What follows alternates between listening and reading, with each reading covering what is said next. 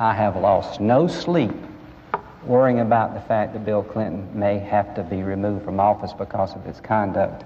I have lost tons of sleep thinking he may get away with what he did. The point I'm trying to make is you don't even have to be convicted of a crime to lose your job in this constitutional republic.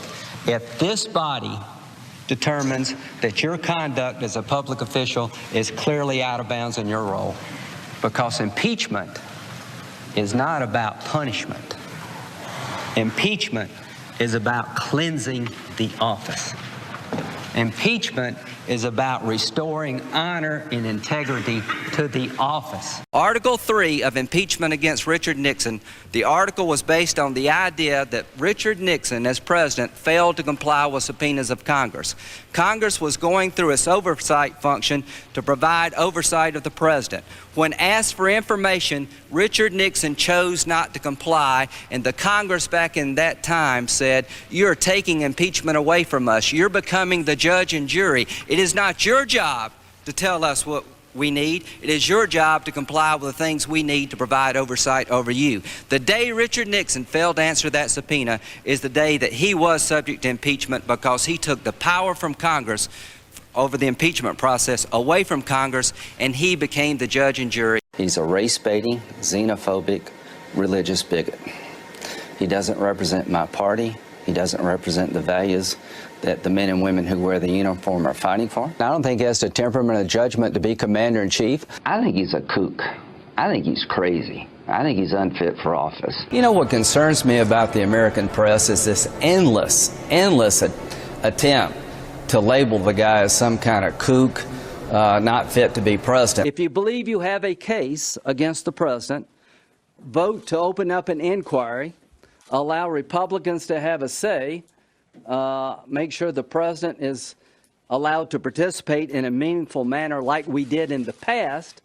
That's the way to do it. We will begin our open hearings in the impeachment inquiry next week. These will be the first of the open hearings. We are getting an increasing appreciation for just what took place during the course of the last year and the degree to which the president enlisted whole departments of government in the illicit aim of trying to get Ukraine to dig up dirt on a political opponent, as well as further conspiracy theory about the 2016 election.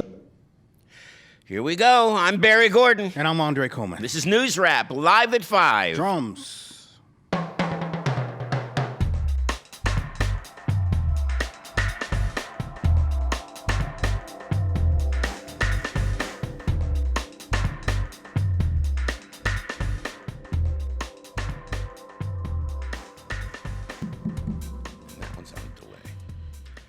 So that's the first time ever I could say I absolutely agreed with Lindsey Graham. Well, except for the last couple of clips. Except for the last couple of clips. Yeah. Absolutely. Well, even the one saying, hey, let's have a vote on it. Yeah. I didn't necessarily disagree with that one either. I don't disagree with it either. And guess what? We did. And now we're going to have open hearings. And we're going to have open hearings. And the president is going to be allowed to participate if he chooses to. Let's see if he chooses to. This is the danger part for him. Yeah. Because we go from you're having these secret meetings in the basement, and we can't participate, let's rush it and have pizzas and all that stuff, which they did. So then we get the transcripts and we see they were asking questions, Mark Meadows, all of them. Right. But now we get to the point where the American people will see and hear the questions as they're asked, and we'll see the emotional response and the looks on the face of the people answering the questions. We will. And I think it's going to be very persuasive for a very large chunk of the American people. And I think it's going to be absolutely not persuasive for another somewhat sizable chunk of the American people, because they're going to be watching it on Fox News. Well, you don't need to move 50% of the people. No, you need to move more than 50% of the people. Well, not necessarily. And I'm going to tell you why. Okay. If that number, Trump support number, if it falls 10 points, Republicans have some serious choices to make, like I said last week. You don't need to move everybody over to your side. Now, No. Right now, it's at 50%. Right. So that's why I'm we saying need another 10, 20%. if we move 10%, Yeah. if that number moves 10%, Mitch McConnell, Lindsey Graham, all of them, they have some serious choices to make, and they have to have a discussion with the president at that point about where they are as a party and what could happen to him. Hey, they have to do this towards an election cycle that's very, very close. They have to do it toward an election cycle. But you see, they're not thinking about the public. Of course not. They're thinking about the primary. Right.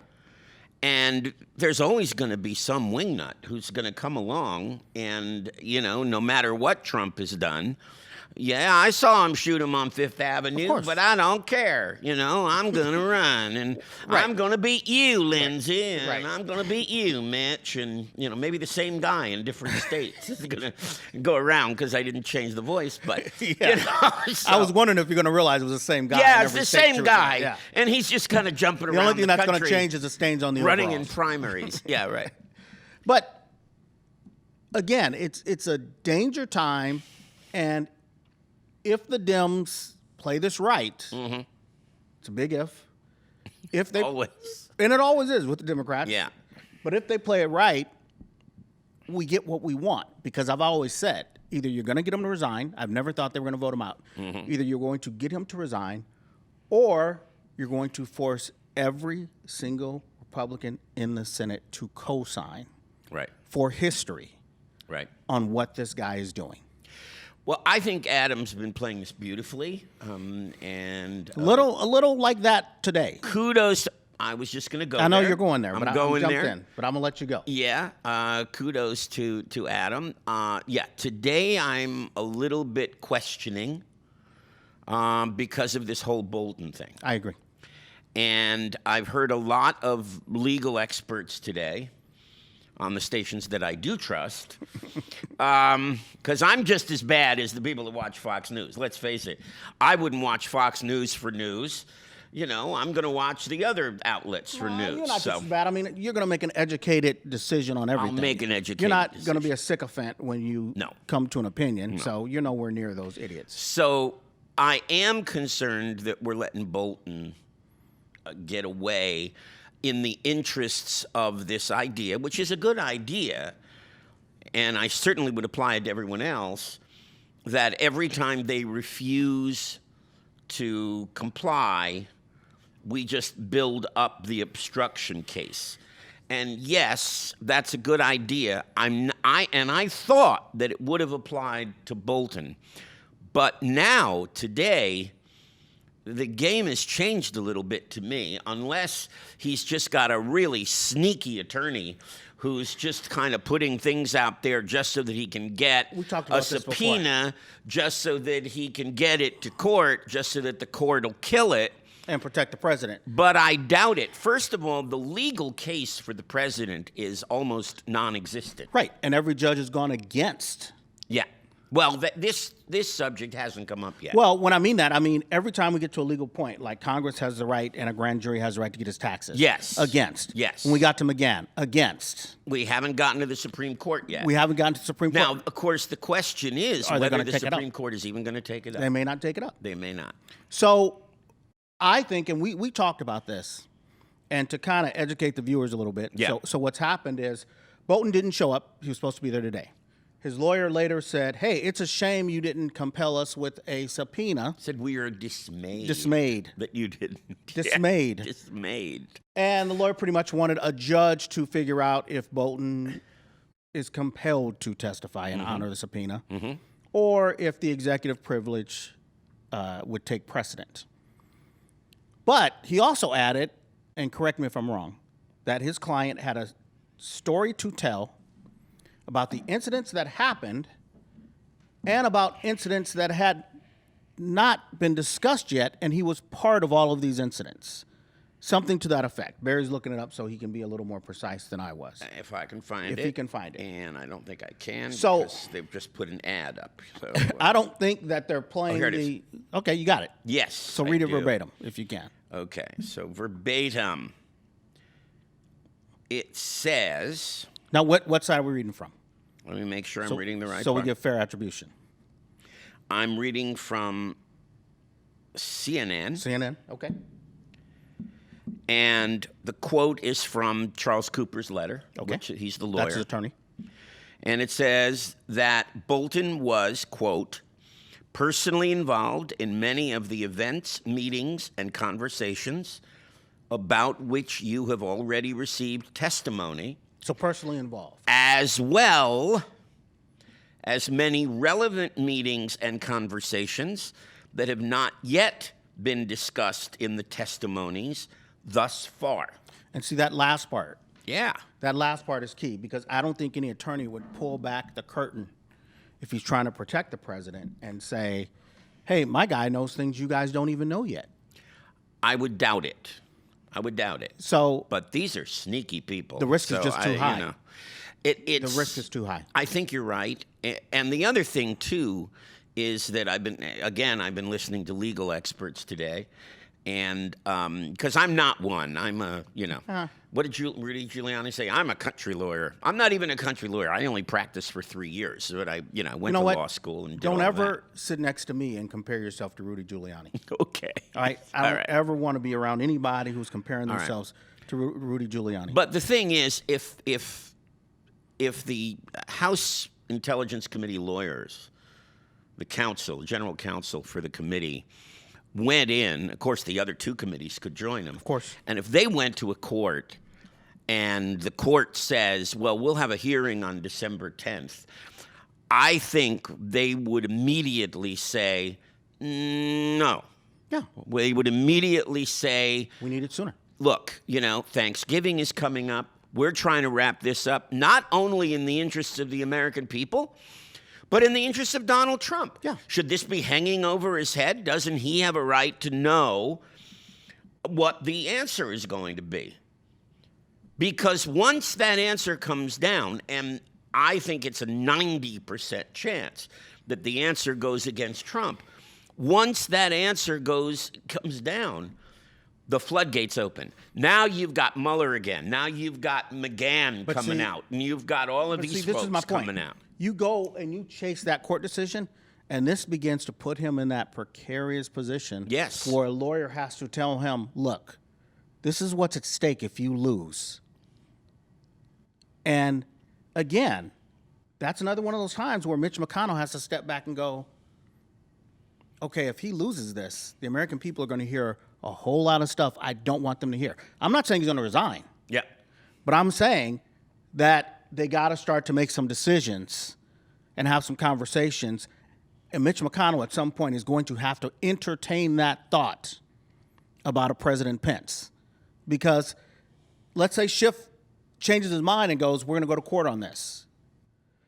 Well, the lawyers then go, and correct me if I'm wrong, this is the risk, this is the reward. Of course. And the risk is higher than the reward. Mm-hmm. If he loses that, it's probably over. Of course. But I think there's another scenario where Bolton comes forward, maybe even on his own. Okay, I'm listening. I think that Wednesday's testimony is going to shake loose a lot of things. And when I say shake loose, I go back to Kavanaugh. Mm-hmm. When she went first, for that hour and a half to 2 hours, she moved that 10% of the people that the Democrats needed to move away from Kavanaugh.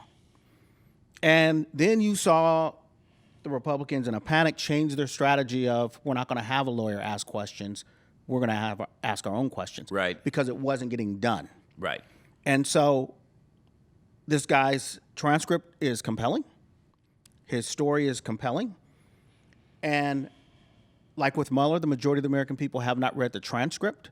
And where the Democrats have been smart this time is realizing that, hey, we will release the transcript and the press will report it, but we know the majority of the American people are not going to go read the full transcript. Right. So we bring him back, and then we have him say it in front of the American people.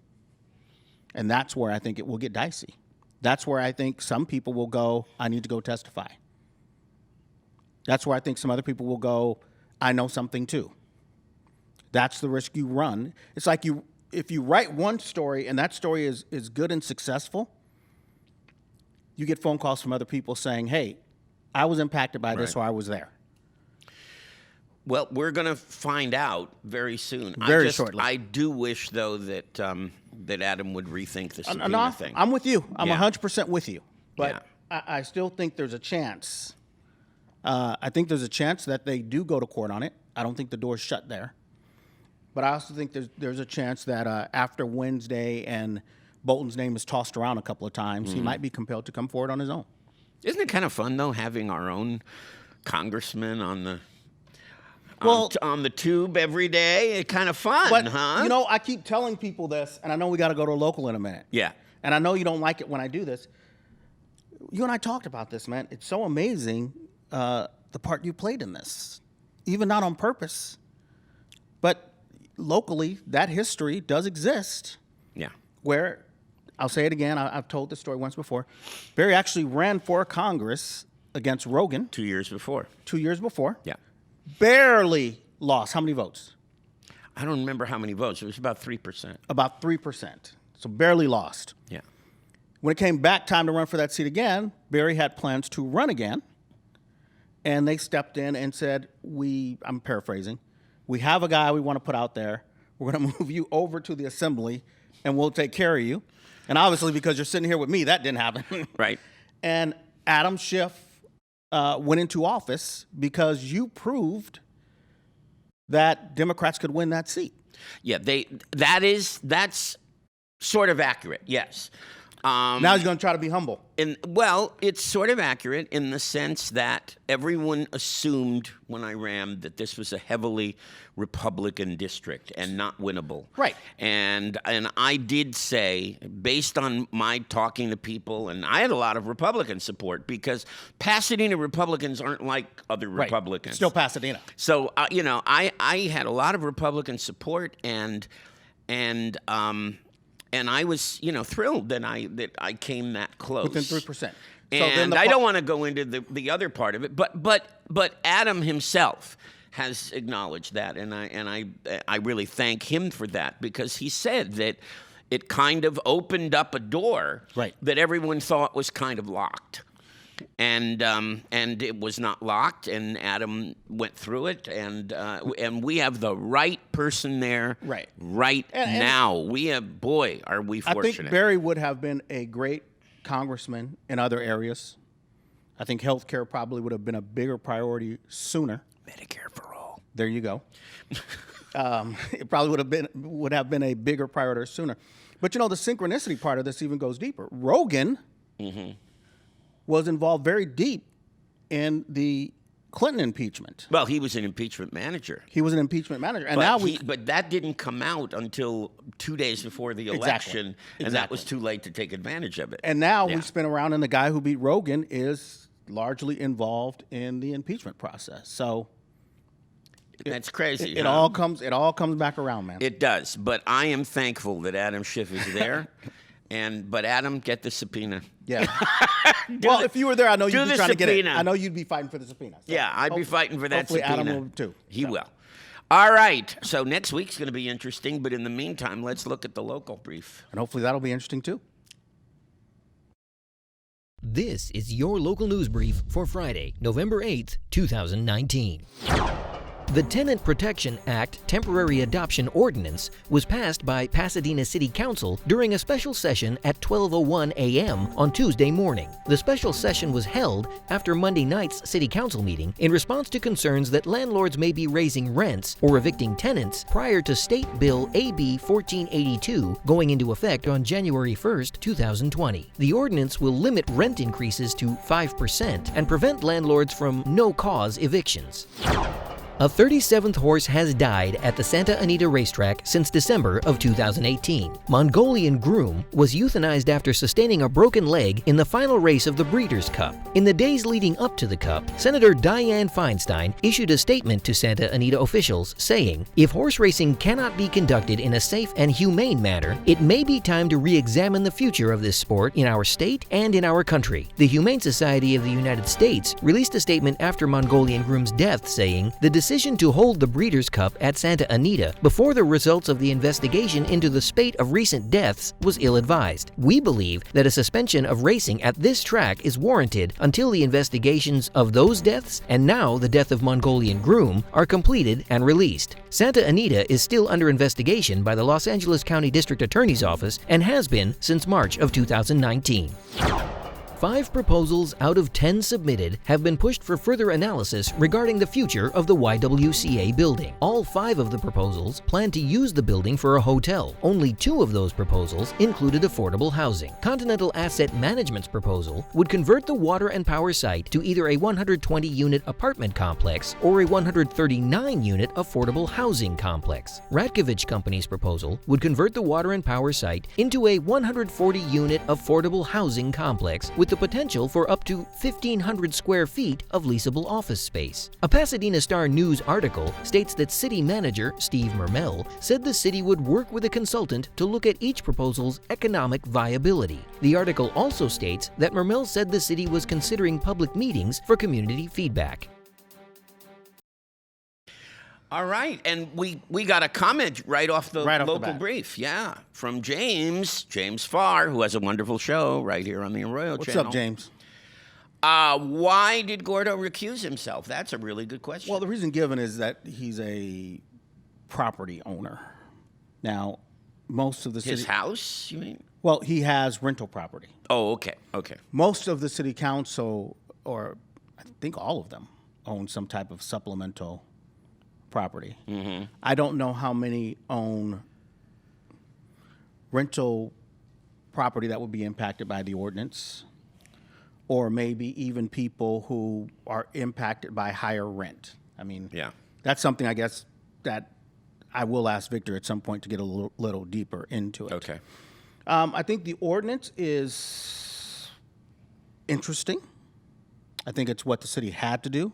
Is it exactly the same as the Los Angeles ordinance? No, ours What are the rolls back. differences? Ours rolls back evictions back to March. No, I'm sorry, rent increases back to March, and it rolls back evictions all the way up to October 8th when the governor signed it. I don't think the state law will roll back evictions to October 8th. And what about the LA moratorium? What did that do? The LA moratorium froze everything pretty much instantly because it was closer to October 8th. I don't know what the rollbacks are there. Okay. I'll have to look. Ours, we got rollbacks because it's specifically what Gene Masuda and people came and asked for. I think what's interesting, though, is a lot of the housing advocates are going, their work still isn't done because they're still saying, hey, look, the state law, a 5% cap and a cost of living increase will go on rent. So they're saying it'll be a total maybe about a 7% increase. But they're still saying, hey, Pasadena prices are still too high. We still need a rent control board to kind of walk through problems. Yeah. So I think that, there's still some work to be done on this issue. But I do think this was totally necessary. It is amazing to me that a city council that never discussed rent control passed rent control in 1 week. That is amazing. And you and I on here were going... But it never would have happened without the state law. It never would have happened without the state law. So but we have to thank Governor Newsom for that one, yeah. But it is amazing to me, still, that this group that wouldn't even take this up, and even you and I said, well, they're going to have to call it something else other than rent control. We were even going, at some point, it's going to come up like that. Right. Like that. And it is rent control. Even if they didn't call it rent control, this is rent control. Sure. So we'll see what happens next. Well, it's rent control, but it's this eviction moratorium. Well, the question will be, what happens in January? Because what if in January they go, well, let's just keep ours in place just in case a court overturns what the state is doing. So I don't know what the advocates and the activists are going to say come January. So we'll probably find out from Peter Dreyer. Probably find out from Peter Dreyer. I would think. And I'm sure he was jumping up and down and very, very happy about it himself. I would hope. But Peter sent out a lot of emails, and I know you get all of Peter's stuff, and I get all of Peter's stuff. Yes. And some of his emails kind of had a tone like this couldn't happen, may not happen. It seemed, yeah, it did seem like, it was a time for activism when you and I were kind of thinking There was no way this was going to happen, You know what? When this was, when they came to council the week prior and said, this is what we need, two things that were amazing that happened. You had hundreds of people waiting to speak, and after the first person spoke in the middle of that, Terry Tornick said, we're going to look at it next week. So they didn't wait to hear everybody. Everybody still had the chance to speak, but it wasn't you have to convince us. It was we are going to do it. Right. That was the first thing. Second thing, right then and there, a majority of council members said they supported it. So there was no way it wasn't going to pass. So we're going to go to Facebook? Yeah, let's go. Well, we're not ready to go quite yet, but we're going to go and talk elections. Is that the plan? Yeah, let's do that. So we're going to do that. But before we go, on a somewhat more somber note and a sadder note, we unfortunately had to say goodbye to a very important part of our community, a figure who was loved, admired, and will be greatly, greatly missed, and that's Rabbi Marvin Gross. He started out, and I didn't know this, as a community activist and a Democratic staffer, and I didn't know all of that.